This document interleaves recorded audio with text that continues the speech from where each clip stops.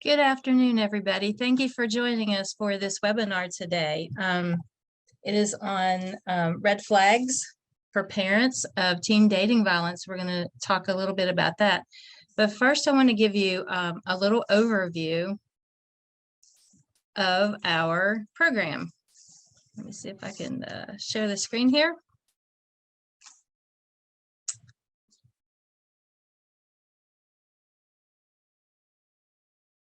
Okay.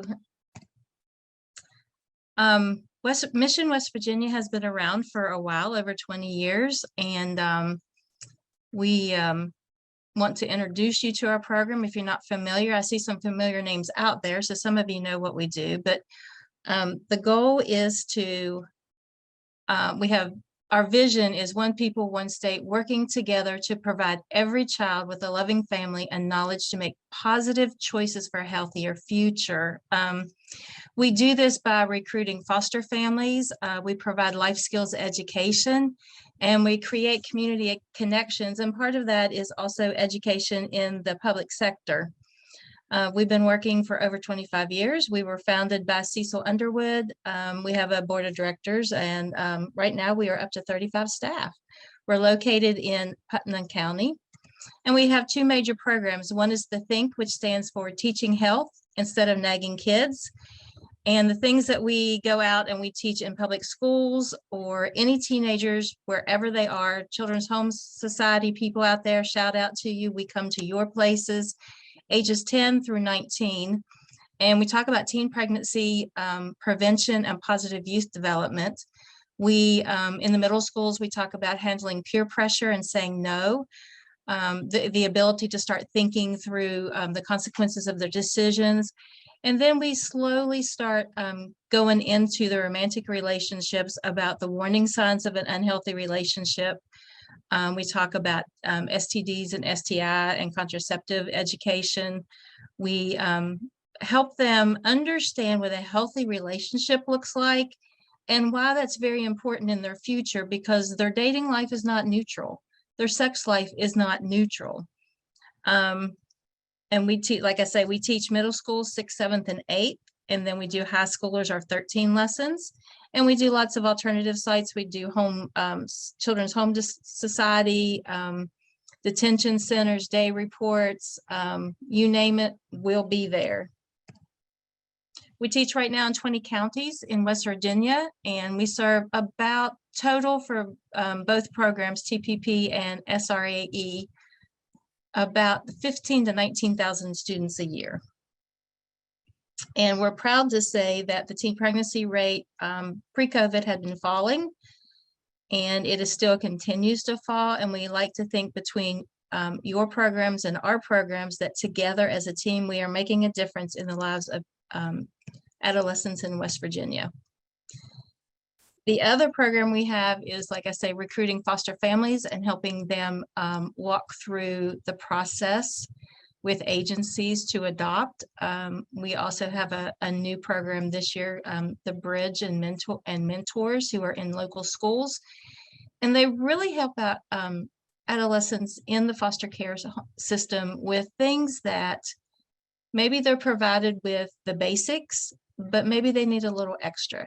Maybe they've never had a yearbook. Maybe they've never been able to afford or been in one place long enough to have school pictures. So we help with all the other things to make them feel accepted and loved, and feel, I don't even like to say normal, but just to feel like they're not missing out.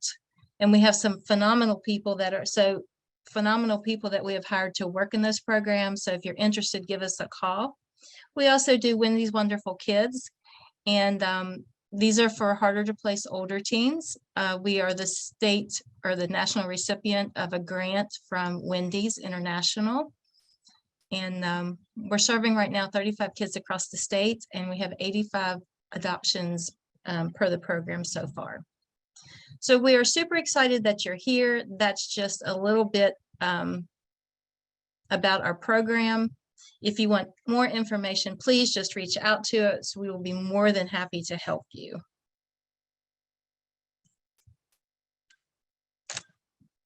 And now what you all came here for. let me check this. Make sure we don't have any questions in the chat. Okay.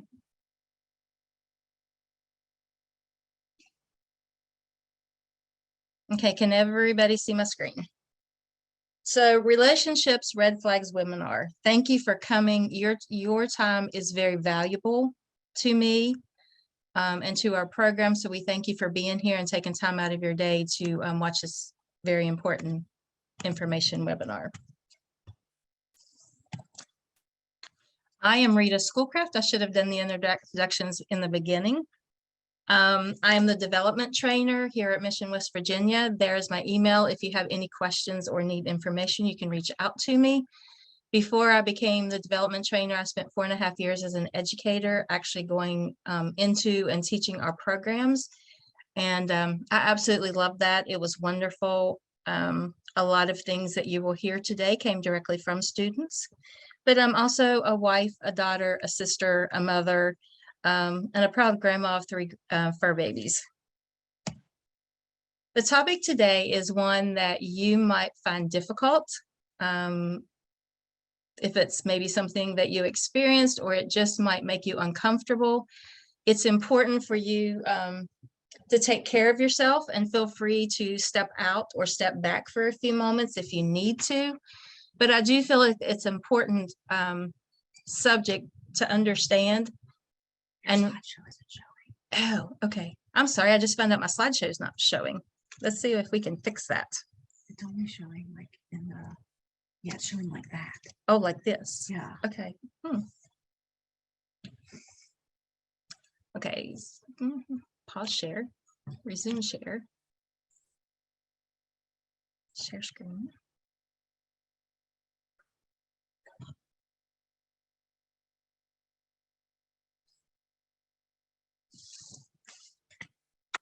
But to get back to what we were saying, go ahead and take a break anytime you need to practice self-care.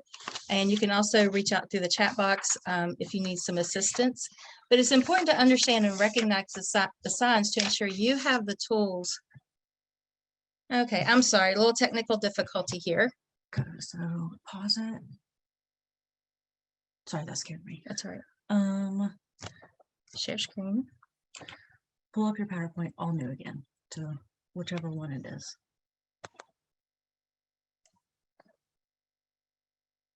Okay, now I'll try it again. Is it sharing? It should. Okay, technical issue solved. Oh, don't you just love Zoom and webinars and all the technical issues? I apologize for that. That is purely on me. It seems like if it's going to happen, it does happen to me. But you need to recognize the signs so you can help the adolescents in your sphere of influence make informed decisions about the relationships. And if there's parents out there, and I'm sure there are plenty to help you, or caregivers of adults. When I say parents, I mean any child that is under your umbrella of influence, whether it's your child, your foster child, your grandchild, children in the neighborhood. So don't get stuck on the terminology, but just know that these are good signs to look for anybody that's in your under your influence, to help them recognize. But our objectives today are to define exactly what is teen dating violence, and it'll be referenced later on as TDV, to recognize the red flags in a potential abusive relationship. How do we start those difficult conversations with our teenagers? What are some protective measures and some resources, both locally and nationally, that you can reach out to get help? Our discussion today focuses on teen dating. However, the red flags that we're going to talk about can also be indicators of a toxic relationship, whether it be family, friends, a work environment. So it does not just relate to teenagers or adolescents. It can relate to adults too. So you may, you can still use some of the same information for whatever, because we know we don't think about it very often, but friendships can be toxic, and we just don't recognize it the way we might in a dating relationship. And here's one misconception that we really need to dispel, and we as adults, We think teen romances are just puppy love with no long-term effects. They'll get over it. You know, it's just drama filled. But the fact is, teen romances can have serious and long-term impacts on the lives of both involved. Their feelings are very real and very real, very powerful, very strong. And their brains actually go through a chemical change when they begin to fall in love with someone. And that's also true of adults, but in a young person's brain, because their frontal lobe is not fully developed, that creates another layer of concern in their inability to maybe see the kind of relationship that they're in. But we'll talk about that here in just a moment. We're going to watch a real short video. It walks through, these are survivors of an unhealthy relationship. And I will tell you, I'm going to skip in the middle of it because it talks about a hope line by Verizon, and that is no longer available. But I did like the personal stories from the survivors.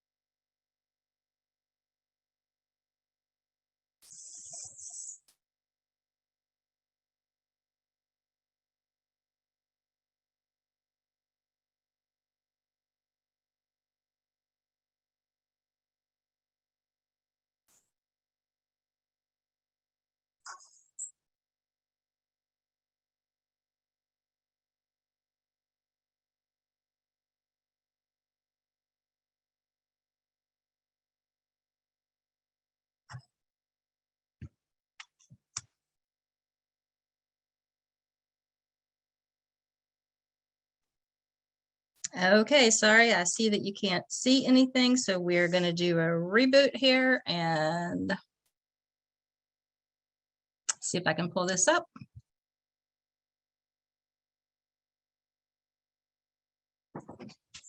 Can you hear it now? She said it. So Rachel mentioned going to YouTube, like the link, the actual website.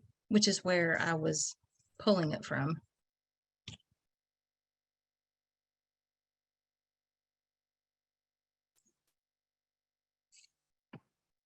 Any better? Can you hear that? It's not working for YouTube. Just yeah, we'll just move on. Just Okay. talk about it, maybe. All right.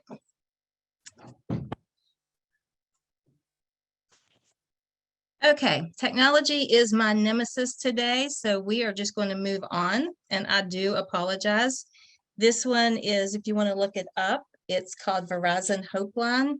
It's very good, and I will work on that, and maybe we can show it at the end.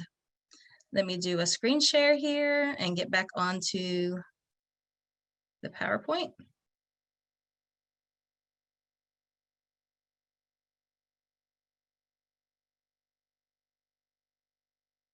Okay, so how do teenagers get in these situations, and why do they not recognize the signs?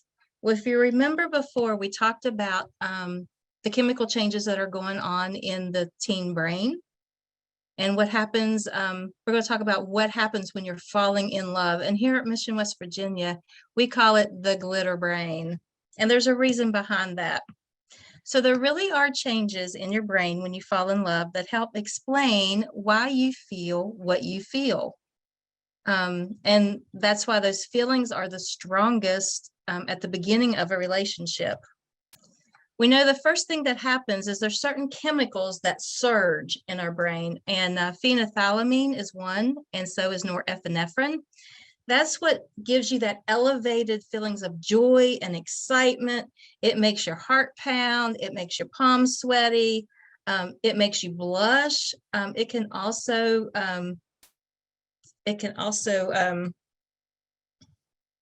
make your ears red. It can also make you say, you walk up to somebody you're interested in, you're like, oh man, why did I say such a dumb thing? Like, it just makes you tongue-tied, everything. That is a real chemical reaction. So what we do when we go in the classroom is we have an empty water bottle and we fill it up. We have different colors, glitter. And this is just a really, really pretty one. One of my coworkers made me, and I keep it on my desk just to play with it. But we put the different glitter in to represent the different chemicals, and then the water bottle is actually your brain. So the next one that we do is dopamine, and that's the feel-good neurochemical. It increases. It gives you that rush of pleasure, the desire to go after goals. You're more social. Like, you just feel like on top of the world. You can run that 26 miles, even though you've not run a mile in a year. And it's also the same kind of feeling that we get when we accomplish a goal. If there are any runners out there, that's what gives them that chemical runner's high. It is the same feeling of dopamine, and it does it to you when you're in love. The other chemical that surges is oxytocin, and that's the bonding hormone. It is triggered by touch. Like, that's why we want to be close to that person. That's why we want to hold their hand. That's why we just have to be like sitting on the couch with no space in between us.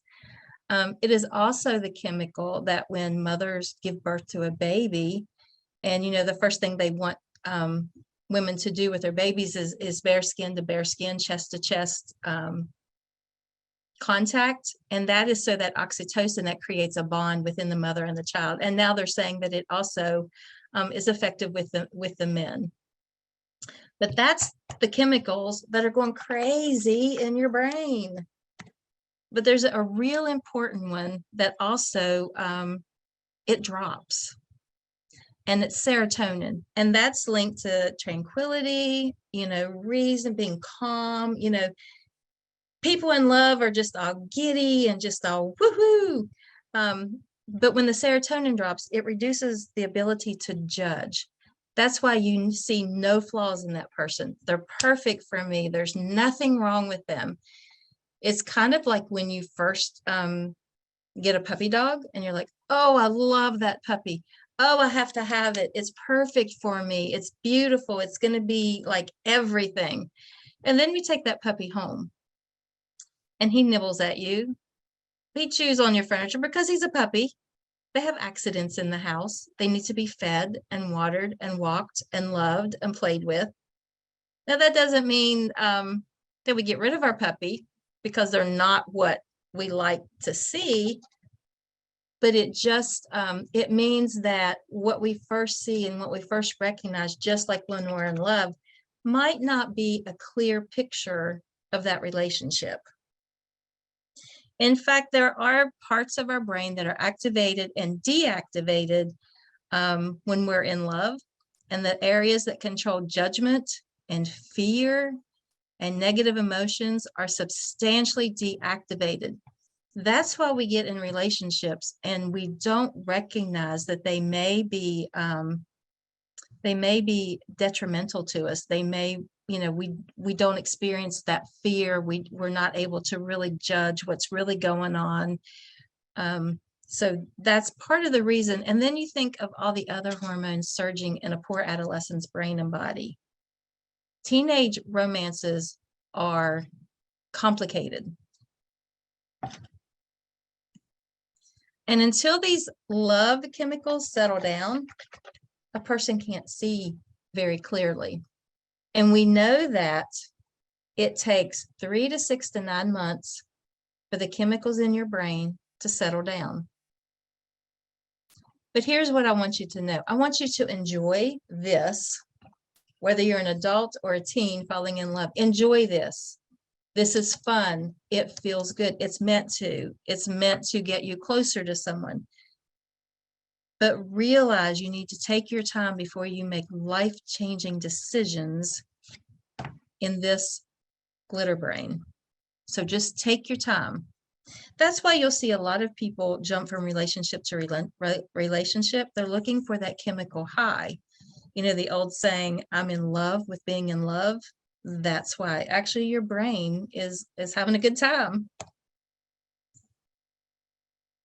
So teenagers already, because the frontal lobe is not fully developed, and that's where they can reasonably make decisions, critical thinking skills, those are that's the last part of the brain to be fully functional, and it's usually in the mid to late 20s. So that's where they can be in a abusive relationship before they're even aware of it. But we want to help you with the tools that you can maybe guide them along. So what happens after the brain chemicals settle down? We realize maybe we don't have as much in common as we thought. Maybe I'm changing just to please somebody else. Maybe they're angry and controlling, and I couldn't see that in my glitter brain. Maybe they're in trouble with the law. Maybe there's a hidden substance abuse issue that I didn't see. Maybe they're not, maybe there's not a lot of troubling issues, but maybe they're just not a good fit for me and my life goals. But in teen dating violence, there are definitely some red flags. And teen dating violence happens to millions of teenagers in the US every year. And it is defined as between two people in a close relationship. So you notice it doesn't say romantic. It could be friendships. It could be a family. It could be, you know, whatever issue they have, a coach. But if you think about it, nearly 1 in 11 females and about 1 in 15 male high school students report having experienced physical dating violence in the last year. Let that sink in. In an average class of 30, that means about 3 females and 2 males will have experienced physical dating violence in the last year. When you put it in that perspective and you look at the classrooms, that's pretty big. About 1 in 9 and 1 in 36 male high school students reported having experienced sexual dating violence in the last year. And LGBTQ plus teens reported 2 to 4 times more incidents than their heterosexual peers. That's a huge increase. And we'll talk about some of the reasons why that occurs. But teen dating violence occurs across all segments of society, regardless of your social status, you know, whether you're rich or poor, no matter what your ethnicity is, whatever your gender or your gender identity, whatever your religion, whatever your intellectual ability, your race, it can and does affect everyone. And really, unfortunately, all you have to do is turn on the TV or search the news to see people like pro athletes and actors and actresses and people that maybe we look up to, that they're experiencing that also. Or it could happen to your child, but hopefully we're going to learn some things so you never have to walk down that road. So there's 4 types of teen dating violence. There's physical, there's psychological and emotional, sexual, and stalking. Physical is the easiest one to define and to see. It's being pinched or shoved or slapped or kicked or grabbed or slammed, restrained without permission, or choked. And this dating violence does not care if you're male or female. It does not care if you're in a heterosexual relationship or a homosexual relationship. It does not care. And this is the easiest form to detect because it's visual. I can see somebody being physically abused. I can see the effects of it. So if you see something, say something. And most of us on here are mandated reporters. But even if you're a friend, if you have an adult friend that you see this, say something, intervene. Psychological and emotional is sometimes a lot harder to identify. That's name calling, shaming, bullying, embarrassing you on purpose in front of a group, threaten to expose somebody's deepest secrets, or maybe expose pictures that they have sent to them. It's embarrassing on purpose. It is meant to eat away at your self-esteem and your self-confidence. And it can also be constantly being monitored electronically. But even though it is the most difficult to detect, it is the most common type to which males are subjected. You might hear comments like, "You would if you loved me," "You leave, I'll post the pictures you sent," "You're so stupid, you're so whatever that no one else would ever want you. You're lucky to have me." "Hey, I wouldn't be this way, but you know how to push my buttons. You know how I am. I wouldn't have had to slap you upside the head if you just done my homework last night, like I asked you to. Don't you want me to get good grades? I need your password to your phone, your Instagram accounts. I need to be able to check up on you." Sexual is forcing a partner to engage in a sex act when they don't want to, or they cannot consent to. And we do have some webinars later in the year that are going to go over consent and exactly what that means. So I'm not going to go into that today, but if you want more information, put it in the chat box. We will be sure and get that to you. And the sex act is the continuing from hand holding, kissing to intercourse. So it's just, no one has a right to put their hands on your body without your permission. Teens under the age of 16 cannot consent to sex with anyone 18 or older.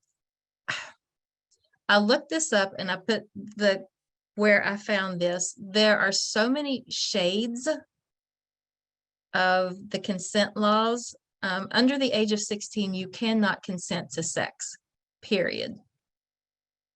But there are shades of it. So I would highly recommend that you search the West Virginia Code and the federal code. But you need to report those if they're having sex under the age of 16. We really do not have a Romeo and Juliet law, which is like if they're only 4 years older than you.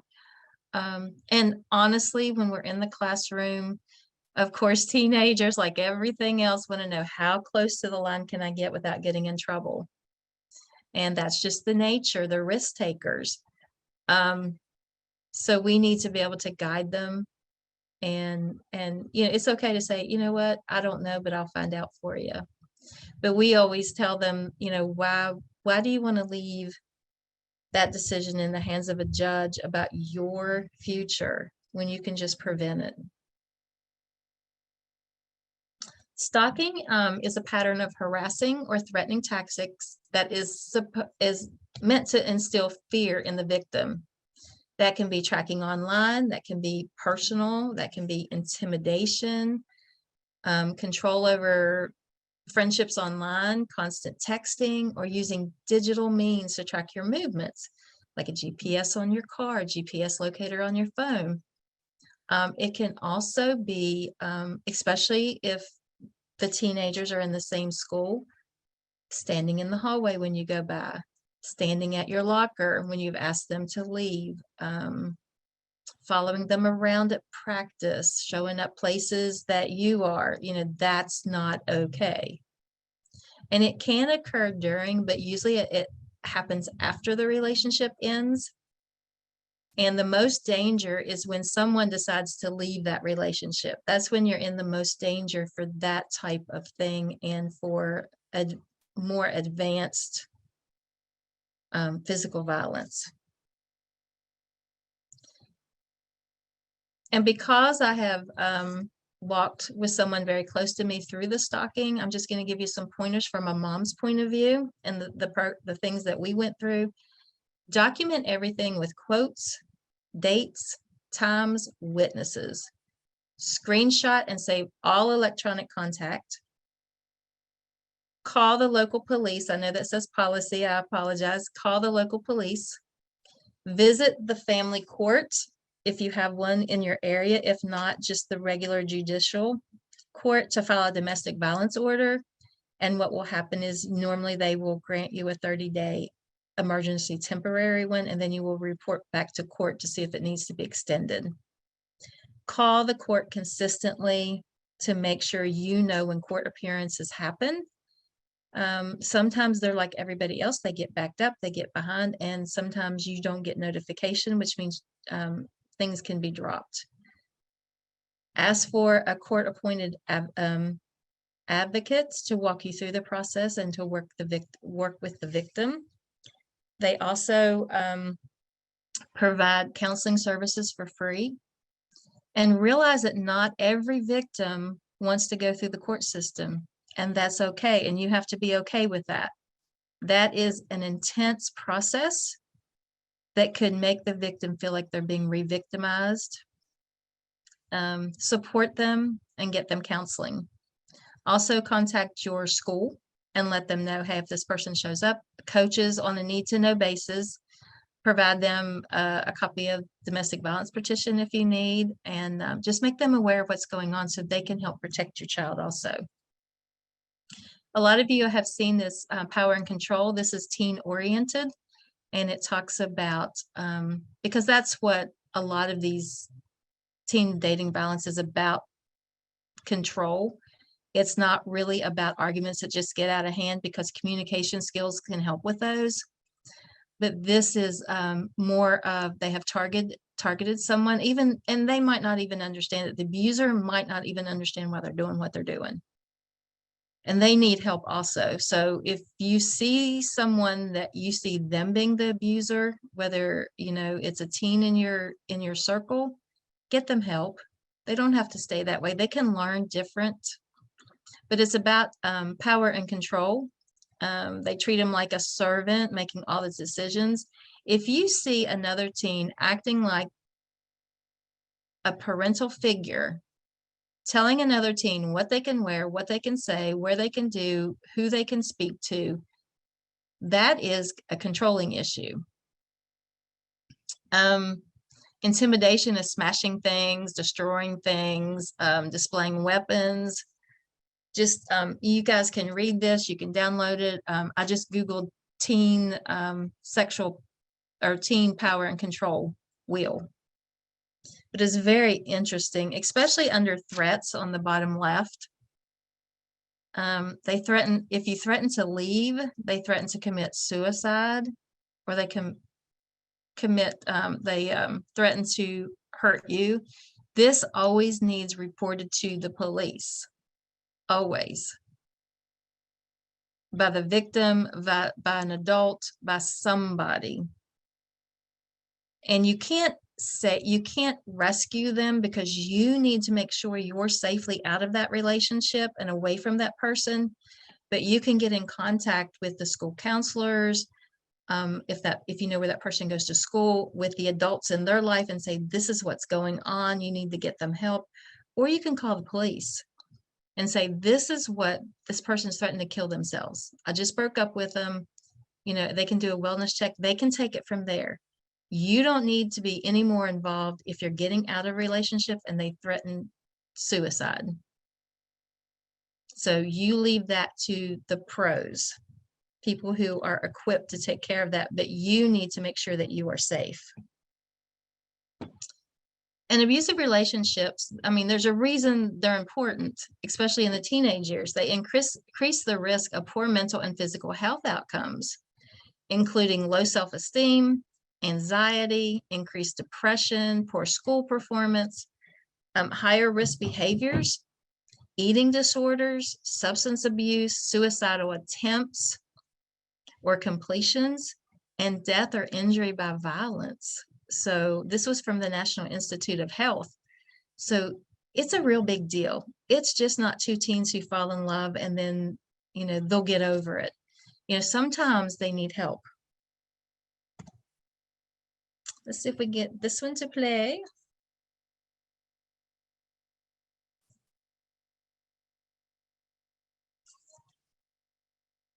Special person in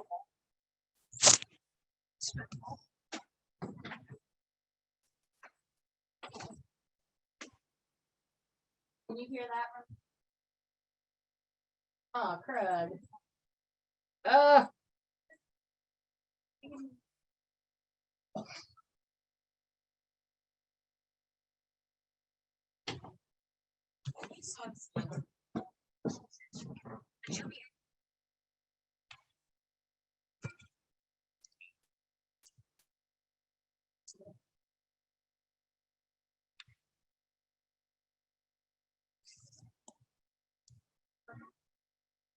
All right, I'm so sorry that my videos, I've downloaded them, I've linked to YouTube, I've done lots of things. I did get a message earlier today that there's a problem with the internet here in the area, so maybe that's why they're not playing. This one's called Know the Signs, and it goes over what the signs might look like in a teen's life. So please, I will put the links for those at the very, very end in the chat so you can watch those. They're very good. And like I said, I do apologize that they won't work. But here's some warning signs for parents.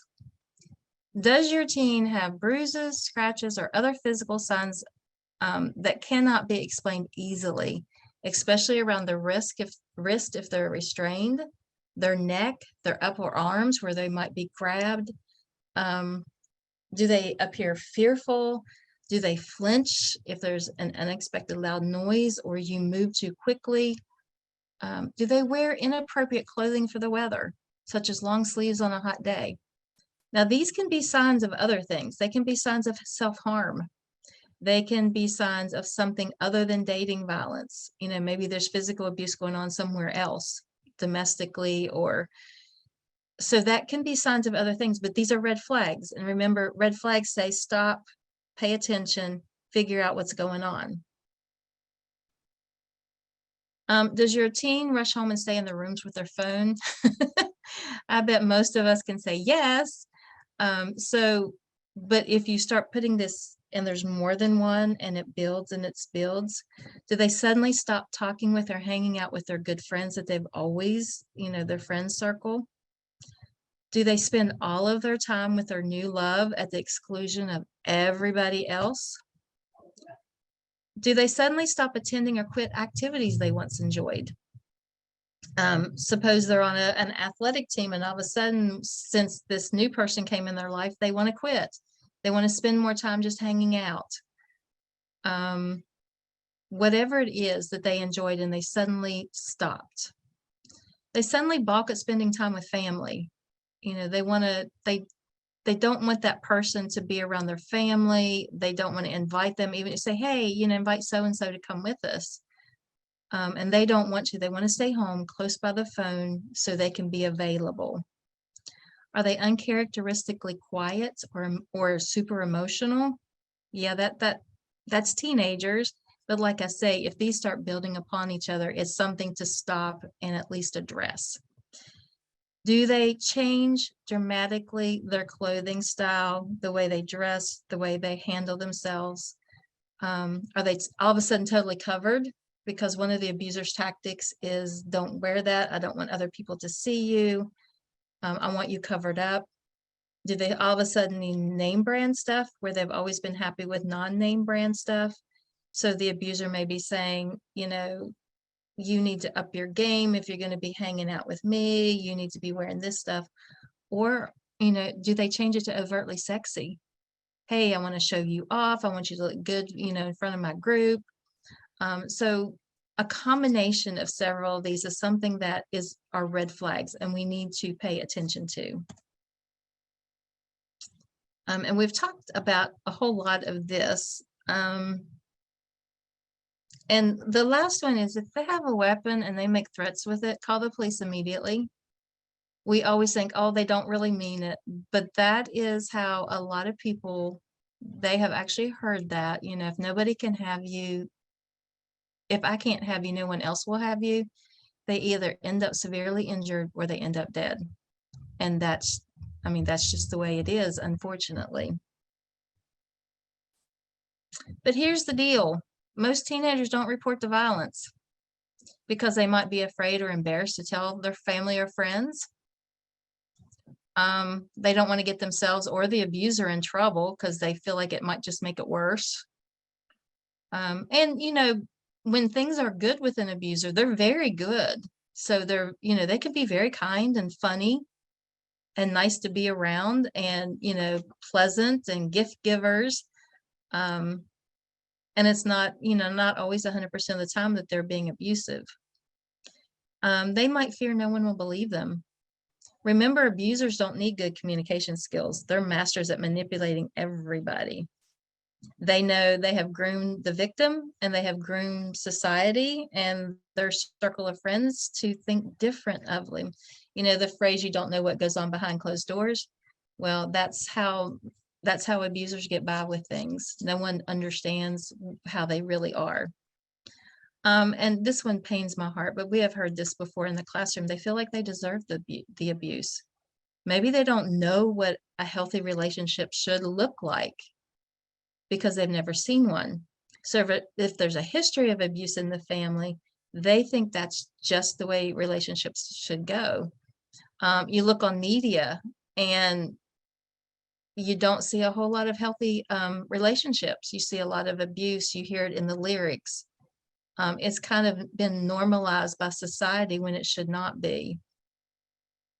So they feel like they can't get better, they can't do better. And remember, the abuser is filling their head full of that with their self-esteem. You can't do any better. No one else is going to love you. And in addition, the LGBTQ plus youth already face stigmatism, discrimination, some family disapproval or social rejection. So they are not going to report it either. So how do you as an adult start the conversation? That's a hard one. It's like everything else when we have to do difficult with our teens. We look for a non-threatening time and place. We do it gently and non-confrontationally because we don't want those defenses to automatically go up and the conversation to stop. We start with neutral questions and observations. We ask for feedback how they feel about certain issues. We reassure them that we are always available for anything, to talk about anything. And I know we say that and we think, oh, those teens don't really notice. They listen. They listen. Trust your gut. If you think something's going on, it probably is. Investigate it. Don't make huge assumptions, but use it as a red flag that I need to look further into this. Trust your gut. A non-threatening time or place is when you're both in the car. You're driving along, you're both looking ahead without direct eye contact because, remember back in your teenage years, we didn't want to lock eyes with our adults. And we're trapped for a little while and there's few distractions. So it's a nice way to kind of ease into things. You can ease into it, like casually bring up, hey, the lyrics to that song that you're listening to, get to know your adolescence music. Know the lyrics. When it comes on, that might be a good segue into a real good conversation.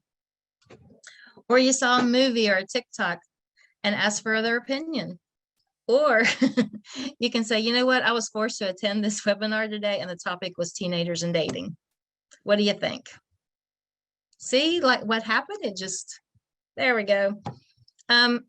Ask them point blank if they've had a Mission West Virginia educator in their health class at school. We are in 20 counties. So ask them what they've learned or, are learning if they're presently there. If not, call us. Maybe we can get somebody there. Maybe we can come and we do conferences that schools will put on, like a one-day conference on different topics. We could bring this topic to their school. So, just reach out, but ask them, hey, have you had a Mission West Virginia educator? And they might call them the sex education teacher, but really we're just so much more, we're a holistic approach to educating them why relationships are important. Watch your language. And I'm not talking about curse words, but language is important in how we approach a subject, because language is not only the words that we use, it's our body posture, it's our tone, and it's those amazing on fleek eyebrows. So everything that you do, you know how we get angry when our teenagers roll their eyes at us? They're expressing something, and that's part of language. So if we're like, our eyebrows go up, or I don't want to hear this, be careful the language, the whole language that you use. You can ask some open-ended questions. Make up your own, but here's just some suggestions, and it doesn't have to be, okay, I have a list of questions to ask you, but just make it, if you've been able to keep open communication with your kids as they grew, then this will be easier. If it's something new, keep trying. Kids will roll their eyes, but at least they know, hey, the adults in my life care, and they're asking questions, so maybe I can go talk to them. You might say, hey, how are you feeling about not participating in band this year? Because remember, sometimes they will give up on an activity that they enjoy to spend more time with somebody. I keep noticing somebody's name coming up more often in conversation. Are you interested in somebody? If they are, say, what makes them attractive to you? What is it that you like about them? What are the things that they do that drive you crazy? What do they most admire about you? Hey, you know what? I'd really like to hear more about them. And hopefully meeting them has happened before they date, but probably not, because they might be dating online. Hey, you know what? I'd really like to meet them. Can we just go somewhere and do something fun? It doesn't have to be a sit-down dinner, or, hey, you could invite them over and we can just hang out, which is every teenager's nightmare. But we, as the adults in their lives, we need to be proactive, because they're not adults yet. And they need our guidance, and they need to know that we care, because they really do listen to people that they know who care. And ask positive questions with sincerity. Get to know their circle of friends. That's so important. So when the dating issues come up and you have the friends along, you can kind of get a feel for how they feel about that person. We have some great resources available. Some are local, some are national. These are just a few.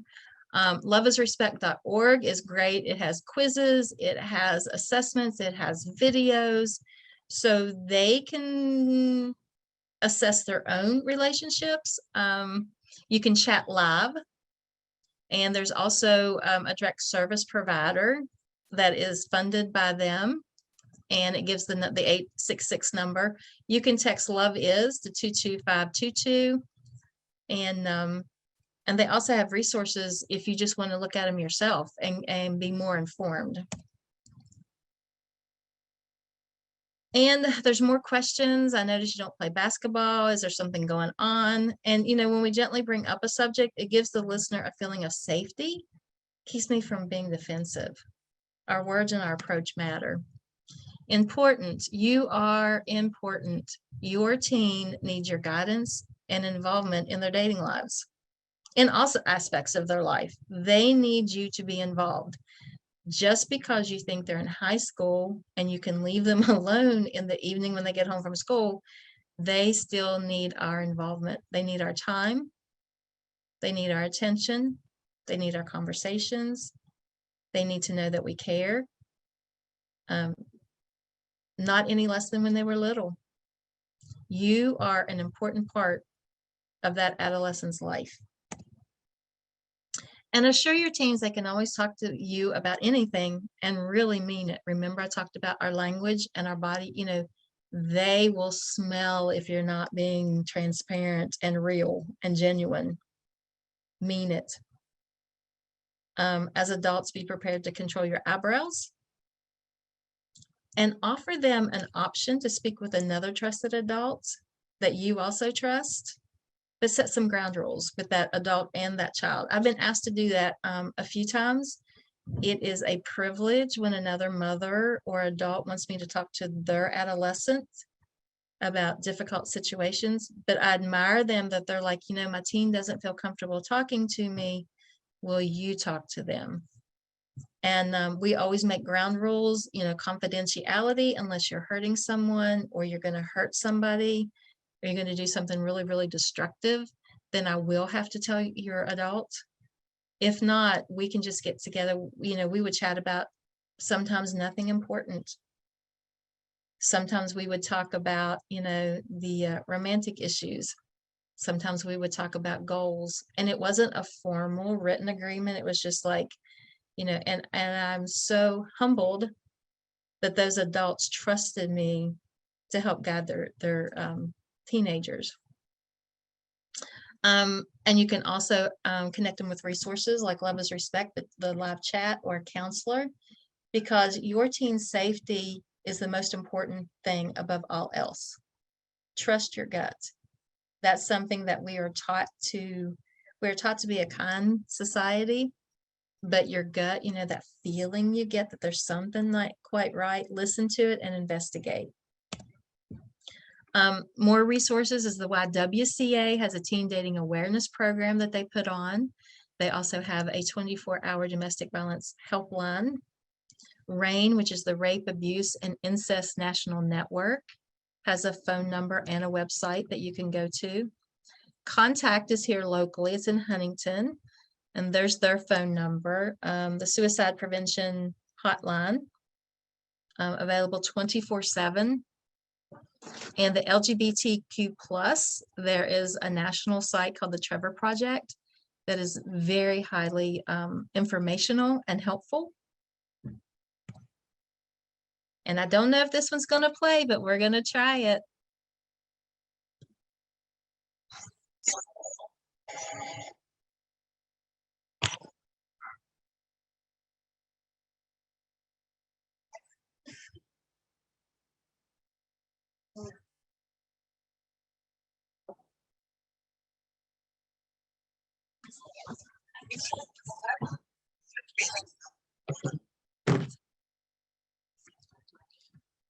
Right here.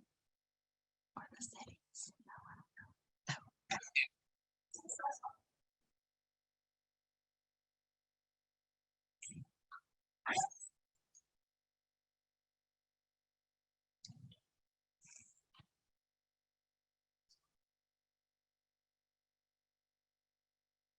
How do we get back here? Now, how do I share again? Screen share.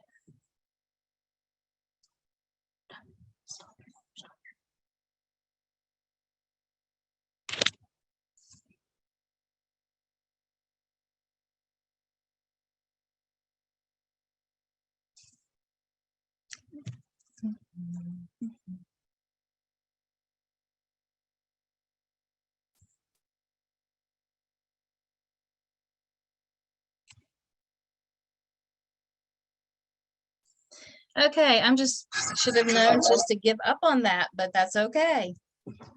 That one's called Because I Love You. I will put those links for YouTube for whatever reason they're not playing. But here's the bottom line. Everybody deserves to feel safe, respected, and loved in all their relationships.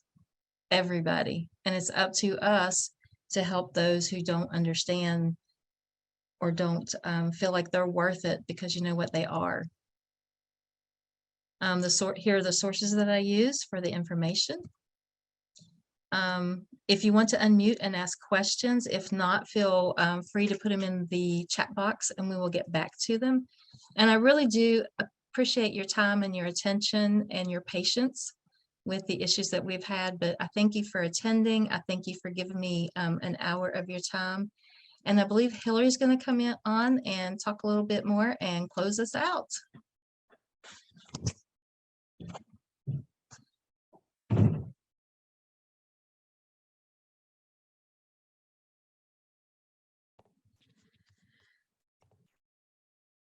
Hi, everybody. And just a quick announcement again, I apologize. There will be no CEUs for today's event unless I can somehow work it out to get them retroactively. Our provider fell through again. We are working now with the West Virginia Foundation for Rape and Information Services to co-sponsor events, hopefully in the future, so we will not have this problem again. But if anybody has anyone that they know that they can use as a provider, please share with us, because we have been struggling and we would like to provide CEUs for these events.